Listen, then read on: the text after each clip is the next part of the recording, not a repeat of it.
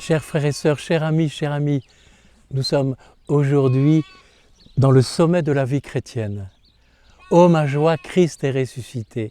Il est vraiment ressuscité. Alléluia, alléluia. C'est un salut extraordinaire que Séraphin de Sarov, un moine de l'Église d'Orient, c'est ainsi qu'il saluait ses frères. Parce que le monde a changé depuis que le Christ est ressuscité. Vraiment, il y a quelques jours, on disait, c'est chez toi, c'est le Christ qui disait, c'est chez toi que je veux célébrer la Pâque. Eh bien, le Christ n'est plus dans le tombeau, il est vide.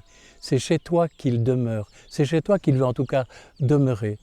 Et je dirais que j'ai essayé de prendre 4 signes très simples pour exprimer un peu la grâce de Pâques. Nous avons tant de jours, 50 jours pour la manifester. Ici, il y a quelques heures, sont sortis de leur coquille des petits poussins, tu vois. Il y a quelques heures, ils étaient enfermés, leur coquille a cassé. Pâques, c'est une invitation à sortir de sa coquille, à rentrer dans la lumière du Christ. Et de savoir que, je dirais que ces poussins ne vont plus retourner dans leur coquille. Le Christ ne va plus retourner dans son tombeau. Il y a quelque chose de cassé, mais une fissure, mais qui donne la lumière. Et ces poussins, on les a vus naître avec leurs petits diamants qui étaient au bout de leur bec. Ils ont pointé leur bec et puis leur coquille a cassé. Et c'est des enfants qui l'ont vu. Marc, il y a des poussins qui sont vivants. On pourra en profiter pour Pâques. Et ils chantent la gloire de Dieu comme les oiseaux du ciel. Alors, c'est beau qu'ils sont unis à l'hymne. On a chanté plein de chants durant Pâques. Eh bien, ces poussins, ces oiseaux sont une grande louange au Christ ressuscité. Voilà un premier signe. Voilà. Et puis j'en ai un deuxième.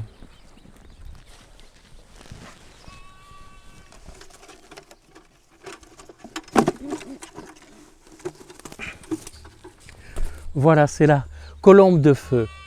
J'irais de la croix déjà a jailli du sang et de l'eau, mais la colombe, c'était déjà Jésus qui remet son esprit.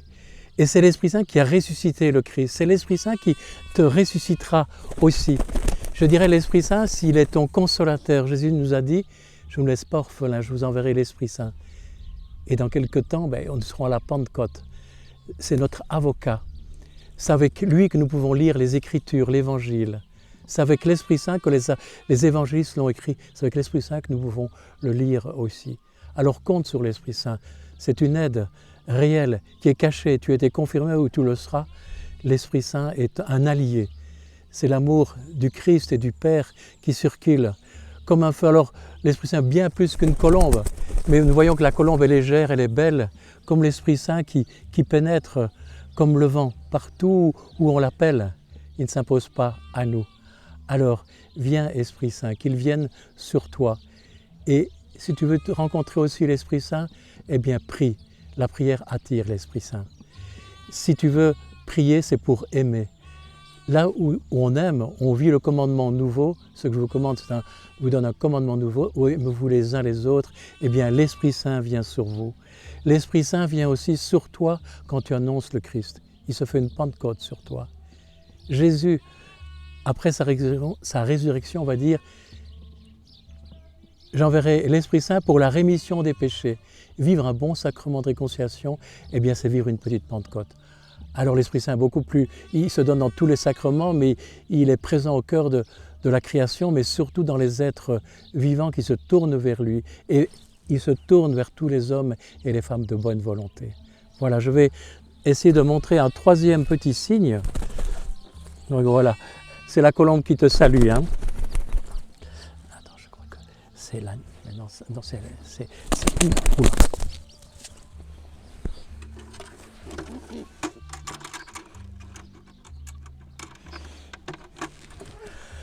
Alors,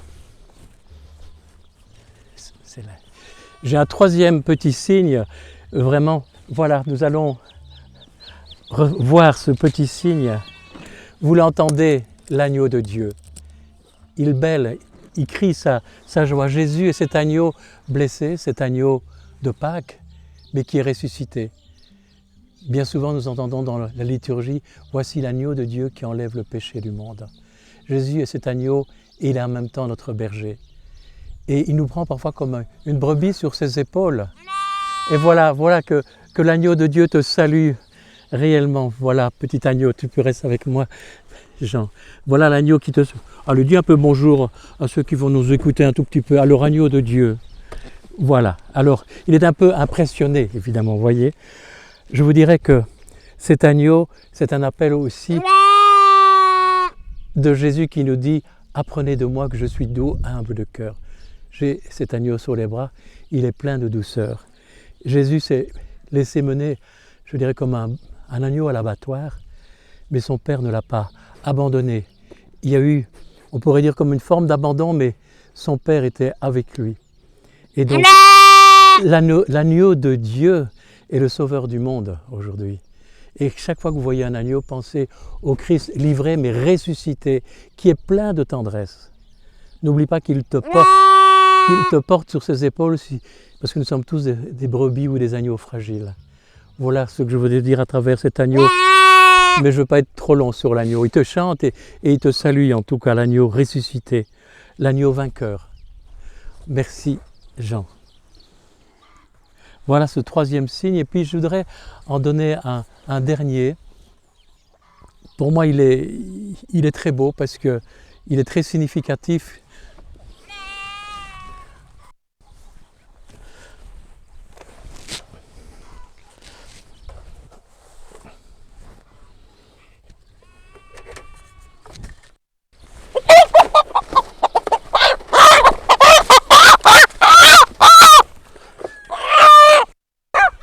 Oh là là.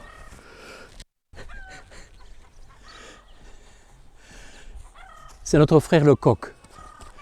Alors le coq, quand on parle du coq qui chante 3 fois, Pierre qui le renie, mais nous sommes dans la résurrection. Le reniement de Pierre est je dirais, derrière nous.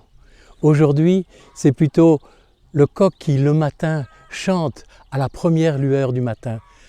Quand la rosée se met sur nos prairies, sur nos vergers, et que les prunelliers deviennent en fleurs et blanchissent tout notre horizon, eh bien voilà que le coq le matin se met à chanter quand il voit de l'Orient le soleil qui se lève.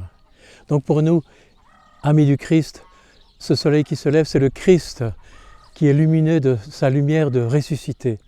Jésus qui est la lumière du monde et qui nous donne d'être avec lui sa propre lumière. Et donc, ce coq parle de la lumière.